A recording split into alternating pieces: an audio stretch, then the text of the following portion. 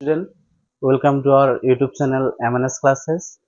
আজি মই নৱম মান শ্ৰেণীৰ প্ৰথম চেপ্টাৰৰ এক্সাম্পল 3, এক্সাম্পল 4 আৰু এক্সাৰসাইজ 1.22 আলোচনা কৰিম।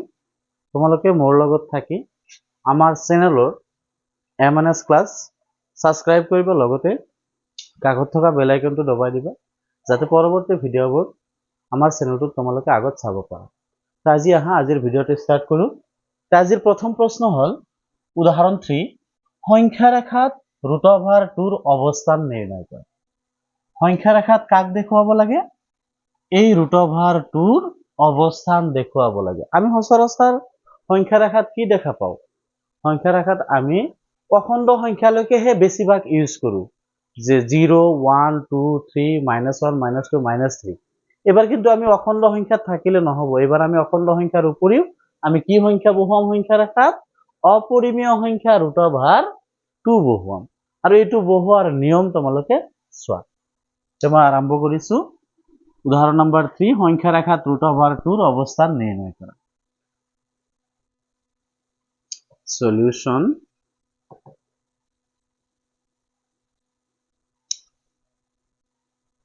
চোৱা, ফাৰ্স্ট টাইম যেহেতু সংখ্যা ৰেখাত √2ৰ অৱস্থান নিৰ্ণয় কৰিব লাগে, এই √2ক যেহেতু সংখ্যা ৰেখাত অৱস্থান কৰিম, আমি ফাৰ্স্ট টাইম এটা সংখ্যা ৰেখা অঙ্কন কৰি ল'ব লাগিব। ফাৰ্স্ট টাইম সংখ্যা ৰেখা এটা ড্ৰ কৰি ল'ব লাগিব। তো সংখ্যা ৰেখা বুলি ক'লে তোমালোকে আঁকি লোৱা। এটা এটা সংখ্যা ৰেখা আঁকিলো। ইয়াৰে এইখিনি মানত এটা বিন্দু ললো কি 0। আমি জানো 0ৰ বাওঁফাল বুলি ক'লে তাতে ঋণাত্মক সংখ্যা আহে, আৰু সোঁফাল বুলি ক'লে তাতে ধনাত্মক সংখ্যা আহে। আৰু সংখ্যা ৰেখাডালকো তোমালোকে নাম দিব পাৰা x ও x'। এই সংখ্যা ৰেখাটোত এবাৰ স্কেলৰ সহায়ত 1 সেন্টিমিটাৰ দূৰে দূৰে কেইটামান সংখ্যা বহাই লোৱা। 1 2 3 4। স্কেলৰ সহায়ত 1 সেন্টিমিটাৰ আঁতৰে আঁতৰে তোমালোকে 4টা বা 5টা বা 2টা বা 3টা বিন্দু বহাই ল'বা। ইফালে আহিলে কি হ'ব? -1 -2। এবার এই যে সংখ্যা রেখাটো আমি আঁকিছো, এই সংখ্যা রেখাত √2টোক দেখুৱাব লাগে। ই ক'ত থাকিব? সংখ্যা ৰেখাৰ কাৰ কাৰ মাজত থাকিব? 0 আৰু 1ৰ মাজত, না 1 আৰু 2ৰ মাজত, না 2 আৰু 3ৰ মাজত। কিন্তু ই কেতিয়াও ঋণাত্মকৰ দিশত নাহে, এইটো ধনাত্মকৰ দিশত যাব, অৰ্থাৎ শূন্যৰ সোঁফালে বহিব। যে সোঁফালে কোন জায়গাত বহিব সেইখিনি আমি বিচাৰি উলিয়াব লাগে। তাৰ বাবে ফাৰ্স্ট টাইম তোমালোকে সংখ্যা ৰেখাটোৰ যিটো মূল বিন্দু, অৰ্থাৎ 0 বুলি কওঁ, মিডল পয়েন্টত যিটো বিন্দু থাকে, তাক আমি এই বিন্দুৰ দ্বাৰা বুজাম। মিডল পয়েন্টত নহয়, সৰি, ইয়াৰ পৰা 1 একক দূৰত্বত। 1 একক বুলি ক'লে তোমালোকে সেন্টিমিটাৰ বুলিও ভাবিব পাৰিবা, মিটাৰ বুলিও ভাবিব পাৰিবা। সংখ্যা ৰেখাত তোমালোকে যেনেকে লোৱা তেনেকে ল'ব লাগিব। আমি 1 একক ডিস্টেন্সত, দূৰত্বত এটা বিন্দু ল'ম। সেই বিন্দুটোৰ নামও দিলো অলৰেডি। বিন্দুটোৰ নাম কি? এ। কোৰ প্ৰায়? যে 0ৰ প্ৰায় 1 একক দূৰত্বত এটা বিন্দু এ ললো। এতিয়া এই বিন্দুটোৰ ওপৰত আকৌ যিমান দূৰত্ব লৈছিলা সিমান দূৰত্বৰ এটা লম্ব টানিব লাগিব। এই বিন্দুটোৰ ওপৰত 0ৰ পৰা এলৈকে কিমান ললা তোমালোকে? 1 একক। সেই 1 একক দৈৰ্ঘ্যৰ এই বিন্দুৰ ওপৰত এটা লম্ব টানিব লাগিব। তো তোমালোকে এটা লম্ব টানি দিয়া। এটা লম্ব টানিলো মই। লম্বটোৰো নাম দি দিলো অলৰেডি এ বি। লম্বটোৰ নাম কি? A B. এতিয়া চোৱা, এই বিন্দুত কিমান একক দৈৰ্ঘ্যৰ লম্ব টানিলা তোমালোকে? ওৰ পৰা এলৈ 1 একক লৈছিলা, এৰ উপৰতো এ বি 1 একক দৈৰ্ঘ্যৰ লম্ব টানিলা। লম্ব টানাতে কোনো ধৰণৰ চিত্ৰ হোৱা নাই। ইয়াতে চিত্ৰ হোৱাৰ কাৰণে তুমি ও বি স্কেলৰ দ্বাৰা সংযোগ কৰি দিবা। মই আৰু স্কেল ব্যৱহাৰ কৰা নাই, তোমালোকে স্কেলৰ দ্বাৰা কি সংযোগ কৰিবা? ও বি। স্কেলৰ দ্বাৰা সংযোগ কৰাত তোমালোকে এটা কি পালা চোৱাচোন। এইটো যেতিয়া ইয়াৰ ওপৰত লম্ব আছিল, নিশ্চয় 90 ডিগ্ৰী কোণ হ'ব। এই 90 ডিগ্ৰী কোণ থকা ত্ৰিভুজটোৰ নাম কি হ'ব? সমকোণী ত্ৰিভুজ। এই সমকোণী ত্ৰিভুজটো তুমি চোৱা 0 ৰ প্ৰায় a লৈকে কিমান একক 1 একক আৰু a ৰ প্ৰায় b লৈকে কিমান একক 1 একক এবাৰ আমি এই ত্ৰিভুজটোত পাইথাগোৰাছৰ উপপাদ্য লগাই OB ৰ দৈৰ্ঘ্য ওলাব লাগিব এতিয়া চাও OB ৰ দৈৰ্ঘ্য কিমান আছে OB ৰ দৈৰ্ঘ্যটো ওলাই লও তাৰ পিছত দেখা যায় কি কৰা যায় তে আমি সংখ্যা ৰেখাত কি কৰিছো 0 ৰ প্ৰায় 1 একক দূৰত্বত এই এটা বিন্দু লৈছো ইয়াতে ডাইৰেক্ট লিখি দিলে হল যে সংখ্যা ৰেখাত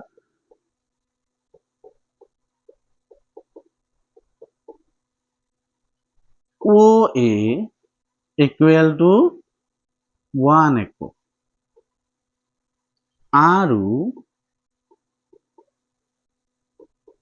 AB equal to 1 একক য'ত AB perpendicular OA তার মানে AB to O এর উপৰত কি লম্ব তাৰ উপৰি AB কিমান একক 1 একক এটা চোৱা যেহেতু AB O এৰ উপৰত লম্ব আৰু OB আমি সংযোগ কৰিছো সংযোগ কৰাত এটা সমকোণী ত্ৰিভুজ পাইছো সমকোণী ত্ৰিভুজত আমি কি ব্যৱহাৰ কৰিব পাৰো পাইথাগোৰাছৰ উপপাদ্য ব্যৱহাৰ কৰিব পাৰো তো সমকোণী ত্ৰিভুজটোৰ নাম কি হ'ব OAB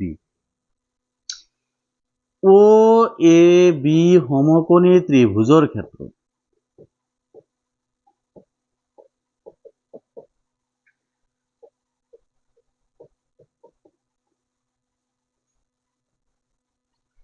সমকোণী ত্ৰিভুজৰ ক্ষেত্ৰত এটা সূত্ৰ আছিল কি কৰ্ণ স্কয়াৰ ইকুৱেল টু ভূমি স্কয়াৰ প্লাস লম্ব স্কয়াৰ এটো চিত্ৰটোত যদি আমি ভাবো কৰ্ণ কোনটো OB তা আমি লিখিব পাৰিম OB স্কয়াৰ ইকুৱেল টু ভূমি কোনটো OA প্লাস লম্ব AB স্কয়াৰ লম্ব AB স্কয়াৰ এটা যাৰ যাৰ মান আছে তুমি ইয়াতে বহাই দিয়া তে কাৰ মান আছে OA কিমান এটা চোৱা OA ইকুৱেল টু 1 একক তে O এর মান পালো কিমান 1 AB ইয়াতে দিয়া আছে কিমান 1 স্কয়াৰ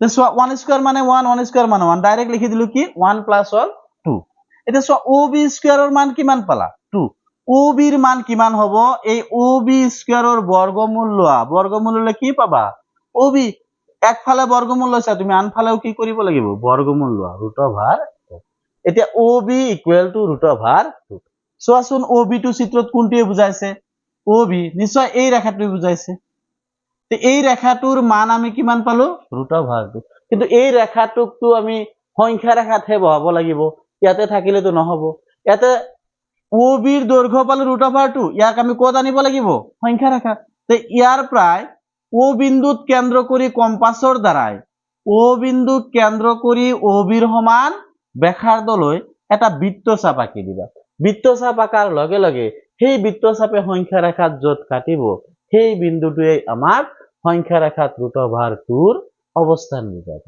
এতিয়া তোমালোকে কি কাম কৰিবা যেহেতু OB √(2) পালা ইয়াক সংখ্যা ৰেখাত বহাবলৈ বা সংখ্যা ৰেখাত মিলাবলৈ O বিন্দুক কেন্দ্ৰ কৰি OB ৰ সমান ব্যাসাৰ্ধলৈ কম্পাছৰ দ্বাৰা এনেকুৱাকে এটা বৃত্তচাপ আঁকি দিবা সেই বৃত্তচাপটোৱে সংখ্যা ৰেখাত য'ত ছেদ কৰে সেই বিন্দুটোৱে বুজাব সংখ্যা ৰেখাত √(2) অৱস্থান তে সেই বিন্দুটোৰ নামও দি দিয়া বিন্দুটোৰ নাম কি দিলো C এতিয়া এই C বিন্দুৱে বুজাব সংখ্যা ৰেখাত √(2) অৱস্থান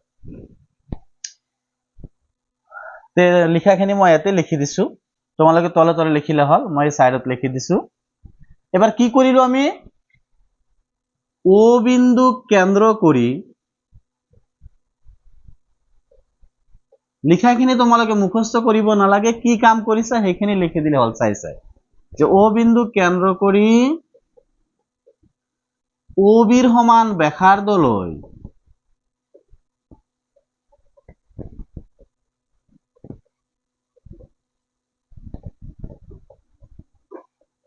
এটা কি আঁকিলা তোমালোকে বৃত্তচাপ আঁকা হল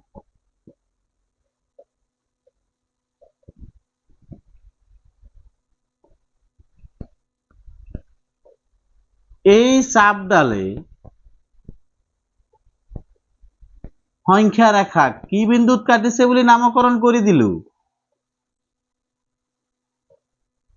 সি বিন্দুত কাটিছে সি বিন্দুত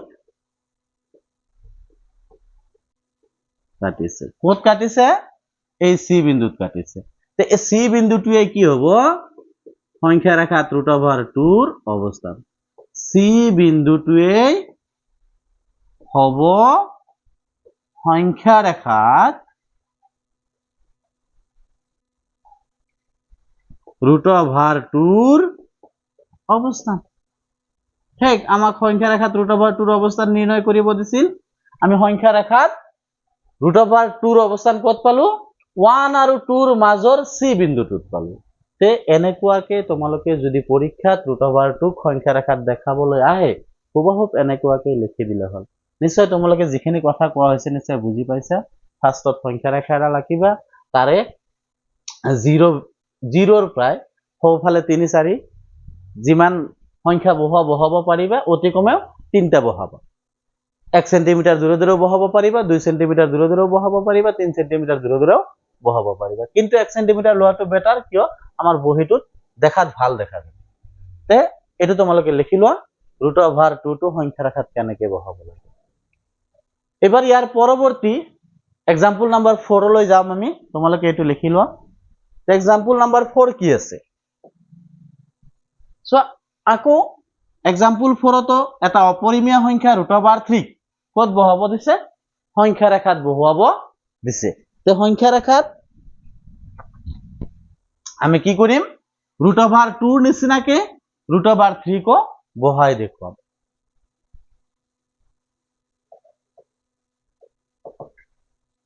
ইয়াৰ বাবে ফাৰ্ষ্টত সংখ্যা ৰেখা অঙ্কন কৰা বাবা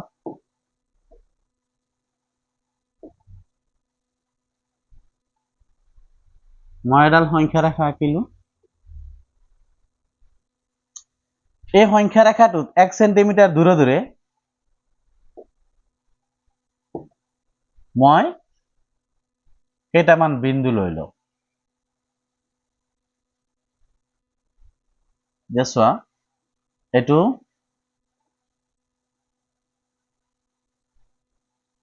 1 সেন্টিমিটাৰ বুলি ক'লে তো সৰু দেখা যাব এটো 0 2 1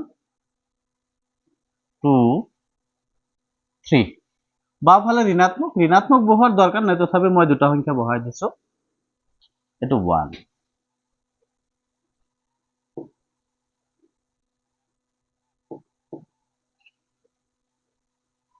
তে √3 বহাবলৈ আকৌ তোমালোকে যে √2 শিকিলা হে টুৰ কামখিনি কৰিব লাগিব তে টুত কি কৰিছিলো ফাৰ্স্ট টাইম এই 0 ৰ প্ৰায় 1 একক দূৰত্বত এটা বিন্দু লোৱা হৈছিল বিন্দুটোৰ নাম কি এ আকৌ এ বিন্দুৰ ওপৰত ইয়াৰ সমান কাৰ সমান ও এৰ সমান তাৰ মানে ইয়াতে যদি 1 একক লৈছা ইয়াতেও 1 একক এডাল লম্ব টানি দিয়া কিমান একক 1 একক 1 একক দৈৰ্ঘ্যৰ এডাল লম্ব টানি দিলো লম্বডালৰ নাম দি দিয়া কি এবি এতিয়া লম্বডালৰ নাম এবি ইয়াৰ দৈৰ্ঘ্য 1 একক ইয়াৰ দৈৰ্ঘ্য 1 একক অলপ আগতে √2 আমি উলালো কি এই ওবিৰ দৈৰ্ঘ্যটো ওবিৰ দৈৰ্ঘ্যটো কিমান √2 তো অলৰেডি উলাইছা তোমালোকে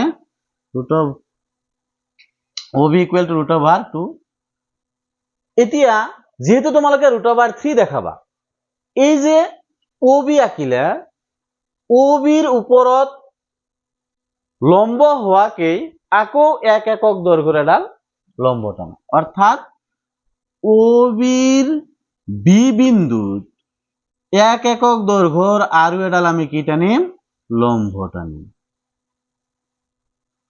OBৰ কোনটো বিন্দুত বি বিন্দু এতিয়া এই বিন্দুটোৰ নাম দিয়া তোমালোকে সি বিন্দুটোৰ নাম কি সি বিসি কাৰ ওপৰত লম্ব OBৰ ওপৰত আকৌ OB কি আছিল √2 অলপ আগতে তোমালোকে উলাইছে এটো 1 একক এটো 1 একক এটো √2 একক এইবাৰ OC স্কেলৰ দ্বাৰা তোমালোকে জয়েন কৰি দিবা এবাৰ চোৱা ইয়াতে দুটা সমকোণী ত্ৰিভুজ আছে। কেইটা সমকোণী ত্ৰিভুজ আছে? দুটা। এটা হল ও এ বি আৰু এটা হল ও বি সি। এই দুটা সমকোণী ত্ৰিভুজৰ ক্ষেত্ৰত পাইথাগোৰাছৰ উপপাদ্য লগাম আমি। ফাৰ্ষ্টত ও বিৰ মান ওলাম, তাৰপিছত আমি ও সিৰ মান ওলাম। ও সিৰ মান ওলাতে মনত ৰাখিবা এই বি সি বাহুৰ দৈৰ্ঘ্যটো কিমান? 1 একক ডিস্টেন্স। তে আগৰ দৰে আকৌ লিখা সংখ্যা ৰেখাত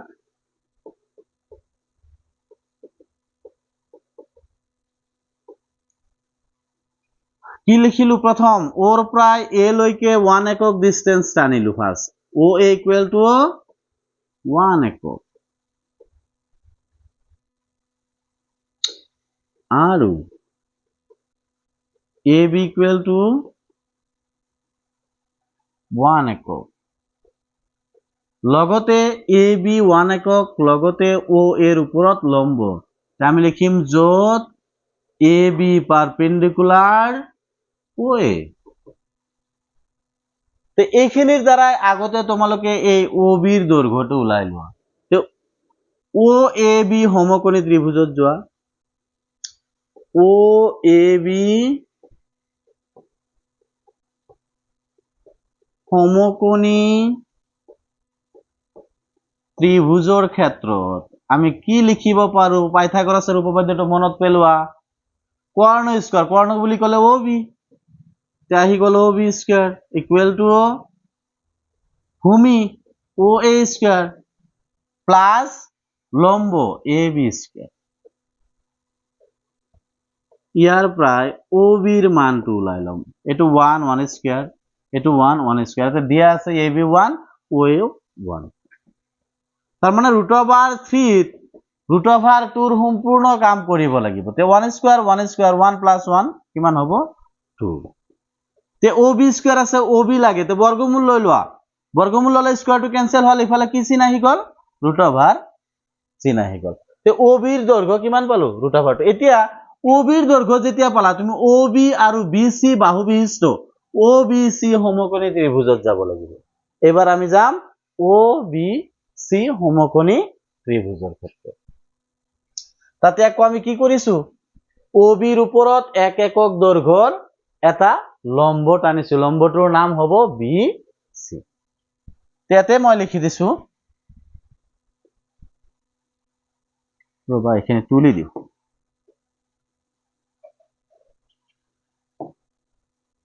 এইখিনি অলপ সৰু বনাই দিওঁ।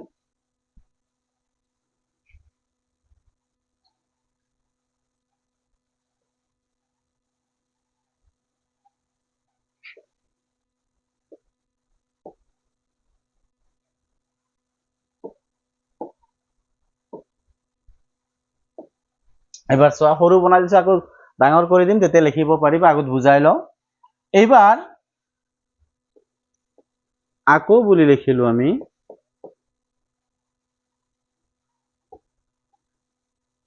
ও বিৰ ওপৰত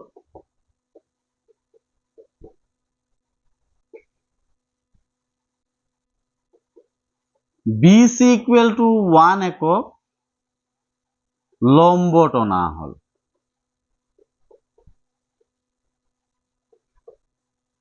লম্ব টনা হল।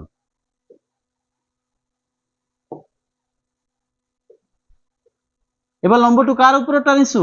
এই ও বিৰ ওপৰত বি সি লম্ব টানিছো আৰু বি সিৰ দৈৰ্ঘ্য কিমান?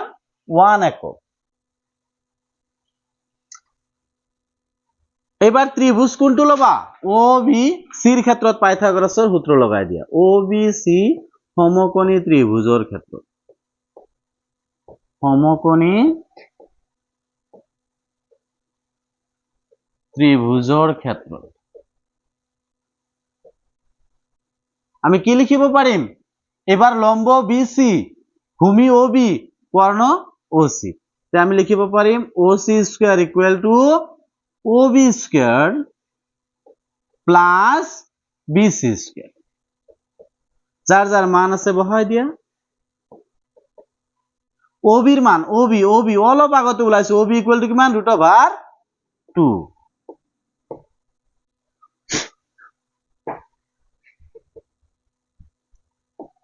OB মান √2 বহাই দিয়া √2 স্কয়ার প্লাস BC মান কি মানে এতে লেখা হয়েছে 1 একক তে BC এর জায়গাত লেখা 1 স্কয়ার তে OC square equal to √2 square square root cancel থাকিল 2 প্লাস 1 ইফালে OC স্কয়ার এর বর্গমূল OC 1 প্লাস 2 3 3 এর বর্গমূল √3 তে OC এর মান কি মান √3 কিন্তু OC এ বুঝাইছে কোনখানে এখানে হে OC তে আমি দেখাবা লাগে সংখ্যা রেখাত পালো উপর পিনে এক আমি সংখ্যা রেখাত নমাব লাগিব না নাই নিশ্চয় এক আমি সংখ্যা রেখাত নমাব লাগিব তো সংখ্যা রেখাত যদি নমাব লাগে তেনে হলে OC এর সমান ব্যাসার্ধলৈ O বিন্দু কেন্দ্র কৰি এটা বৃত্তচাপ আঁকি দিয়া O বিন্দু কেন্দ্ৰ কৰি OC এৰ সমান ব্যাসাৰ্ধলৈ এটা বৃত্তচাপ আঁকি দিয়া এই বৃত্তচাপটোৱে সংখ্যা ৰেখাত কত কাটিছে D বিন্দুত কাটিছে এই D বিন্দুটোৱে সংখ্যা ৰেখাত √3 অবস্থান বুজাব কি কৈছো যে OB এৰ সমান ব্যাসাৰ্ধলৈ O বিন্দু কেন্দ্ৰ কৰি OC এৰ সমান ব্যাসাৰ্ধলৈ O বিন্দু কেন্দ্ৰ কৰি এটা বৃত্তচাপ আঁকা যিয়ে সংখ্যা ৰেখাত D বিন্দুত কাটিব আৰু এই D বিন্দুটোৱে সংখ্যা রেখাত √3 অবস্থান বুজাব সেইখিনি তলত লিখিবা মই সাইডত লিখি দিছো O বিন্দু কেন্দ্র কৰি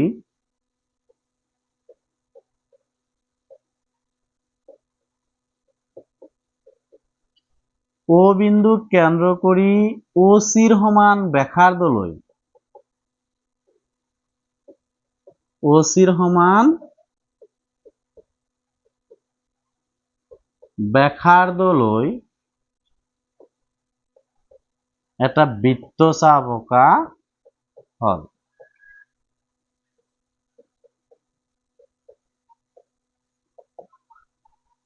যিয়ে তাৰ মানে বৃত্তচাপটোৱে সংখ্যা ৰেখাক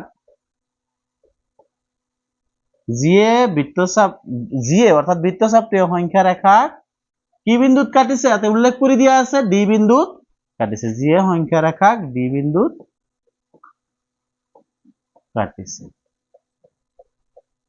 আৰু সংখ্যা ৰেখাত এই D বিন্দুটোৱে কি বুজাব √3 অবস্থান এই D বিন্দুটোৱে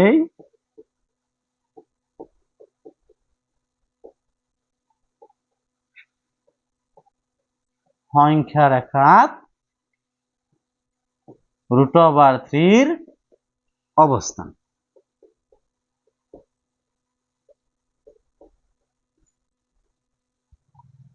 ফের √3 টু মই √2 নিচিনাকে দেখাই দিলো এবার তোমালোকে এটো লিখি লোৱা তো √3 টু √2 অলপ দীঘল হয় কাৰণ এতে √2 গোটাইখিনি কাম কৰি লব লাগে তাৰ পিছত আমি √3 কাৰণে কৰিব পাৰো এবাৰ তোমালোকৰ উদাহৰণ 4 গুছি গল তো চিত্ৰটো কিন্তু বাধ্যতামূলক চিত্ৰটো তোমালোকে আঁকিব লাগিব পৰীক্ষাত এবাৰ আহা তোমালোকে ইয়াৰে এক্সারসাইজ অনুশীলনী 1.2 চাও কি আছে তাত অনুশীলনী 1.2 প্রথম প্রশ্নত কি কৈছে চোৱা তলৰ উক্তিবিলাক সত্য নে অসত্য উল্লেখ কৰা তোমাৰ উত্তৰৰ যথাৰ্থতা প্ৰতিপূৰ্ণ কৰা এই যে এতে তিনিটা উক্তি দিয়া আছে এই তিনিটা উক্তি সঁচা নে মিছা ক'ব লাগে লগতে সঁচা হলেও তাৰ যথাৰ্থতা প্ৰতিপূৰ্ণ কৰিব লাগিব মিছা হলেও তাৰ যথাৰ্থতা প্ৰতিপূৰ্ণ কৰিব লাগিব অৰ্থাৎ যুক্তি দিব লাগিব এটা শব্দত কলে কি কৰিব লাগিব যুক্তি দিব লাগিব তে ইয়াৰে ফাৰ্স্টটো চোৱা প্ৰথমটোত কি কৈছে প্ৰতিটো অপৰিমেয় সংখ্যাই এটা বাস্তৱ সংখ্যা প্ৰতিটো অপৰিমেয় সংখ্যা এটা বাস্তৱ সংখ্যা তোমালোকে জানা নিশ্চয় পৰিমেয় আৰু অপৰিমেয় সংখ্যা সকলোবোৰক একেলগে আমি কি বুলি কওঁ বাস্তৱ সংখ্যা বুলি কওঁ এতে আমাক কলে প্ৰতিটো অপৰিমেয় সংখ্যাই এটা বাস্তৱ সংখ্যা সঁচা কথা কাৰণ প্ৰতিটো অপৰিমেয় সংখ্যাই বাস্তৱ সংখ্যাত আছে সেইটো আমি কি লিখিম সঁচা সত্য তাৰ মানে সত্য যুক্তি কি দিবা যে পৰিমেয় আৰু অপৰিমেয় সংখ্যা লগ লাগিয়ে কি সৃষ্টি হৈছে বাস্তৱ সংখ্যাৰ সৃষ্টি হৈছে কাৰণ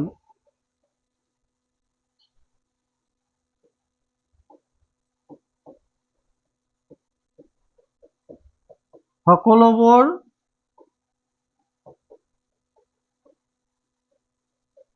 পৰিমেয় আৰু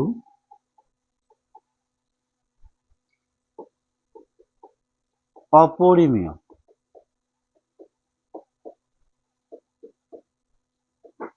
সংখ্যাক বাস্তৱ সংখ্যা বুলি কোৱা যায়। তাৰ মানে বাস্তৱ সংখ্যা বুলি যদি কোৱা যায় তে অপৰিমেয় সংখ্যাবোৰ বাস্তৱ সংখ্যা থাকিব বাধ্য।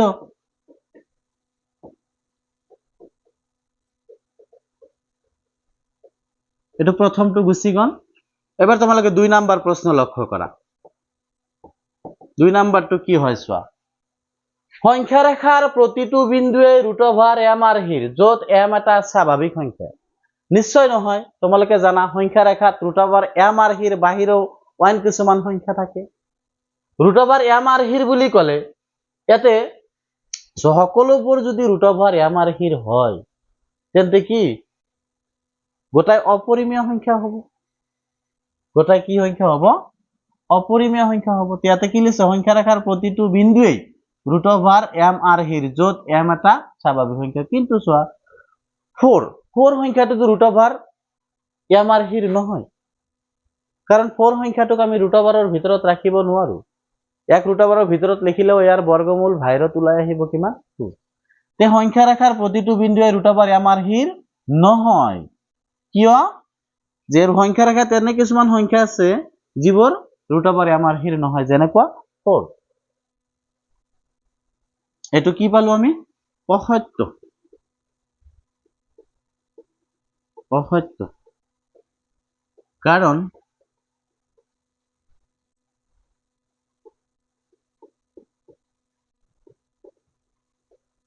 সংখ্যা ৰেখাত 4 আছে যেটো √m আৰ্হিৰ নহয়, কাৰণ 4টো বৰ্গ সংখ্যা আৰ বৰ্গ সংখ্যাক √ৰ ভিতৰত ৰাখিব নোৱাৰা। এবাৰ আহা 3 নাম্বাৰটোত। 3 নাম্বাৰত কি ক'লে? প্ৰতিটো বাস্তৱ সংখ্যাই এটা অপৰিমেয় সংখ্যা নহয়। প্ৰতিটো বাস্তৱ সংখ্যা বুলি ক'লে তাতে 1 2 3 4 5 6 আদি সংখ্যাবোৰ থাকিব, যিবোৰ অপৰিমেয় নহয়। বাস্তৱ সংখ্যা বুলি ক'লে তাতে পৰিমেয় আৰু অপৰিমেয় সব থাকিব। এতে কৈছে প্ৰতিটো বাস্তৱ সংখ্যা এটা অপৰিমেয় সংখ্যা। কথাটো সম্পূৰ্ণৰূপে অসত্য। এটা আমি কি পাম? অসত্য, কাৰণ সংখ্যা ৰেখাত সব সংখ্যা অপৰিমেয় নহয়। যেনে 1 2 3 4 5 এইবোৰ কি সংখ্যা? পৰিমেয় সংখ্যা। অসত্য, কাৰণ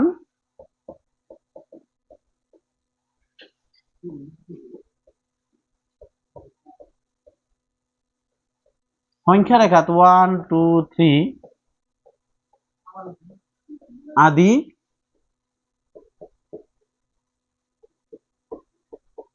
সংখ্যাবোৰ আছে যিবোৰ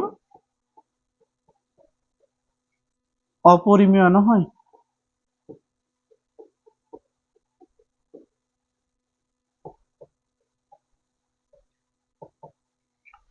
একৰ যি 3টা প্ৰশ্ন আছিল সেই 3টা প্ৰশ্ন অলৰেডি সলভ কৰোৱা হল। তো তোমালোকে এখিনি ভালদৰে নোট কৰি ল'বা। এবাৰ আহা ইয়াৰে 2 নম্বৰ প্ৰশ্ন। এটা 2 নম্বৰ প্ৰশ্নত তোমালোকক কি কৈছে? তাৰ আগতে 1 নম্বৰৰ গোটাখিনি লিখি লোৱা, মই 1 নম্বৰখিনি মুছি দিম।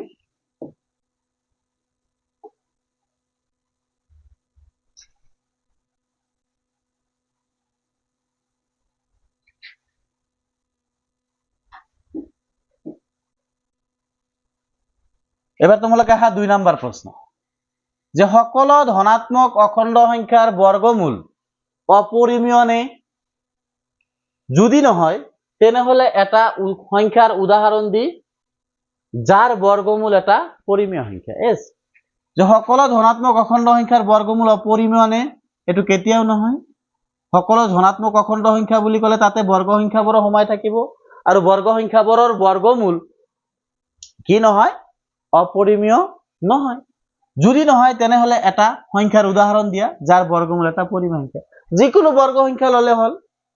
যিকোনো বর্গ সংখ্যা ললে তার বর্গমূল ওলালে তার বর্গমূলটো কি হব নিশ্চয় আমি পরিমেয় সংখ্যা পাম তো 2 নাম্বার সলিউশন ফার্স্টত আমি লিখিম সকল ধনাত্মক অখণ্ড সংখ্যাৰ বৰ্গমূল অপৰিমেয় নহয় ডাইৰেক্ট নহয় বুলি লিখি দিছো তোমালোকে প্ৰশ্নৰ লগত মিলাই লবা মই নহয় লিখি দিছো এবাৰ উদাহৰণ লব যে তেনেহলে এটা সংখ্যাৰ উদাহৰণ দি উদাহৰণ ললো আৰু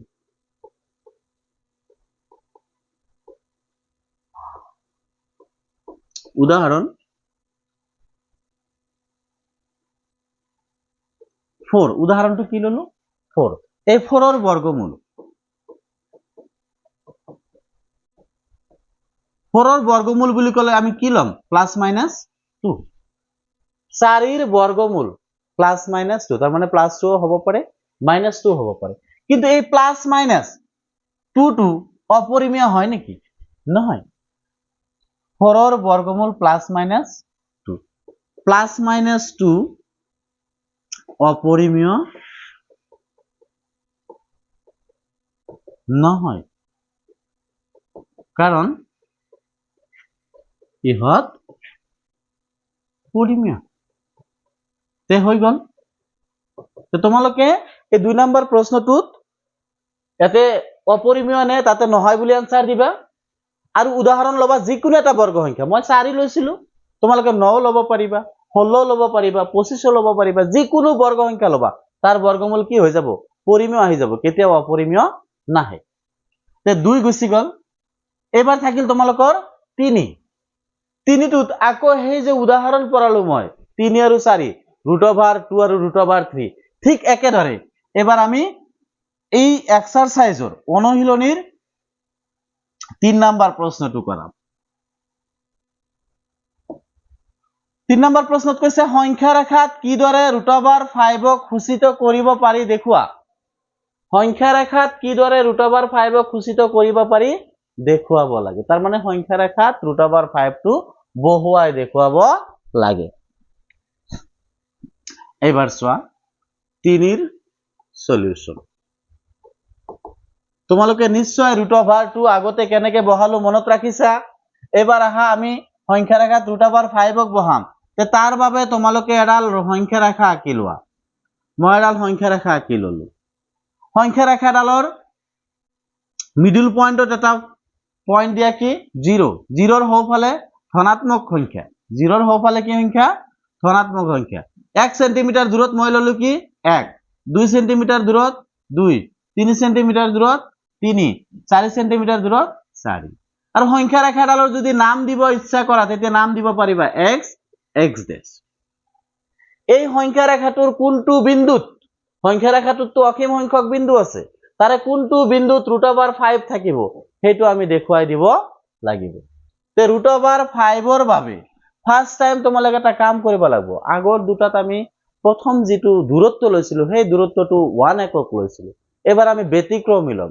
যদি 1 একক লব বিচাৰো তেন্তে 1 একক ললে প্ৰসেসটো বহুত দীঘলীয়া হৈ যাব আৰু সেই দীঘলীয়া নকৰাকে আমি শৰ্ট এটা পদ্ধতি ব্যৱহাৰ কৰিম যত নেকি প্ৰথম দূৰত্বটো 0 ৰ প্ৰায় 2 একক দূৰত্বত লম তে 0 ৰ প্ৰায় 2 একক দূৰত্বত 2 একক বুলি কলে আমি 2 সেন্টিমিটাৰ বুজি পাম এতে তে 2 একক দূৰত্বত এটা বিন্দু ললো কি এ 0 ৰ প্ৰায় 2 একক দূৰত্বত এটা বিন্দু লোৱা হল কি এ এবাৰ কাম হব এই যে এ বিন্দুটো লোৱা হল এই এ বিন্দুৰ ওপৰত আকৌ 1 একক দৈৰ্ঘ্যৰ এডাল লম্ব টানিম কিমান একক দৈৰ্ঘ্যৰ লম্ব টানিম 1 একক এতে আকৌ 2 একক নাটানিবা নিয়মবোৰ মনত ৰাখিবা সদায় নিয়ম মনত ৰাখিব পাৰিলেহে গণিতবোৰ সহজতে কৰিব পাৰিবা প্ৰথমে আমি ডিসটেন্সটো ললো 0 ৰ প্ৰায় 2 একক দূৰত্ব ইয়াৰ পিছত আমি এ বিন্দুত 1 একক দৈৰ্ঘ্যৰ এডাল লম্ব টানিলো আৰু লম্বটোৰ নামও দিলো অলৰেডি এবি এটা চোৱা কোনো ধৰণৰ চিত্ৰ হোৱা নাই তে সেই চিত্ৰ বনাবলৈ তুমি স্কেলৰ দ্বাৰা ও আৰু বি সংযোগ কৰি দিবা ও আৰু বি কি কৰিবা সংযোগ কৰিবা সংযোগ কৰাত সুন্দৰ এটা সমকোণী ত্ৰিভুজ আহি গল এই সমকোণী ত্ৰিভুজটোৰ ও এ কিমান 2 একক এ বি কিমান 1 একক এই দুটাৰ মাজত দুটা মান দিয়া আছে আৰু এটা কি ওবি এই তিনিটা বাহুৰ মাজত এটা সম্বন্ধ আছে সম্বন্ধটো হল পাইথাগোৰাছৰ উপপাদ্য সেই পাইথাগোৰাছৰ উপপাদ্য মতে চাও আমি কি কৰিব পাৰো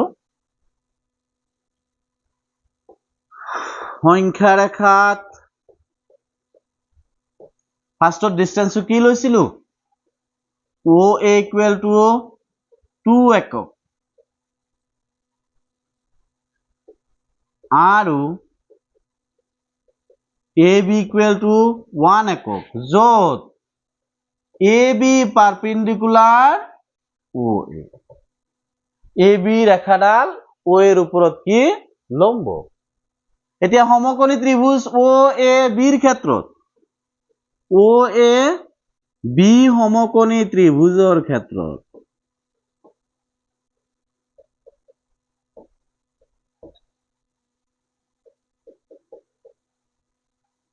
আমি কি লিখিব পাৰো কৰ্ণ স্কয়াৰ কৰ্ণ কোণডাল OB স্কয়াৰ ইকুৱেল টু ভূমি স্কয়াৰ OA স্কয়াৰ প্লাস লম্ব স্কয়াৰ লম্ব কোণডাল AB স্কয়াৰ এতিয়া যাৰ যাৰ মান আছে বহাই দিয়া OB square equal two OA square OA কিমান এটা লিখি দিছো সুন্দৰকৈ চোৱা 2 একক তে OA এৰ জায়গাত 2 লিখিলো স্কয়াৰ প্লাস AB কিমান 1 স্কয়াৰ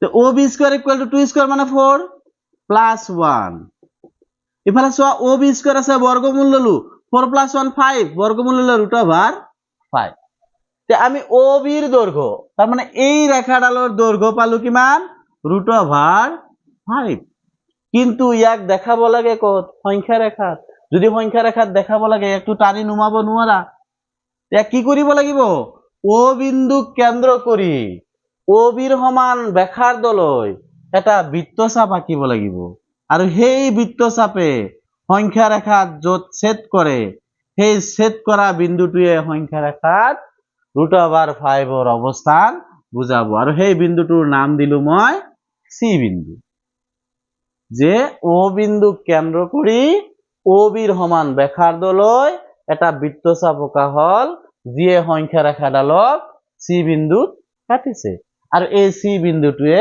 সংখ্যা ৰেখাত √5 ৰ অৱস্থান বুজাব তোমালোকে তলত লিখিবা মই এতে লিখি দিছো যে O বিন্দুক কেন্দ্ৰ কৰি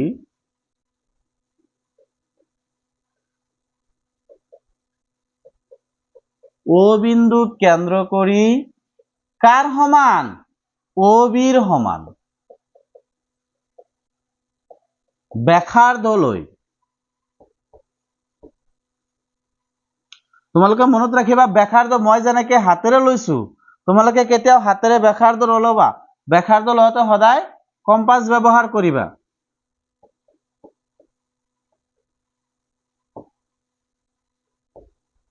ব্যাসাৰ্ধলৈ কি কৰা হৈছে এটা বৃত্তচাপ অঁকা হল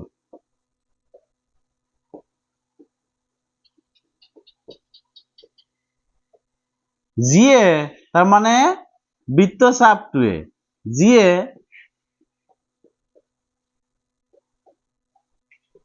সংখ্যা ৰেখাক C বিন্দুত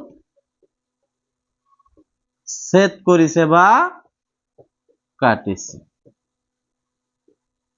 এই C বিন্দুটোৱে সংখ্যা ৰেখাত √5 ৰ অৱস্থান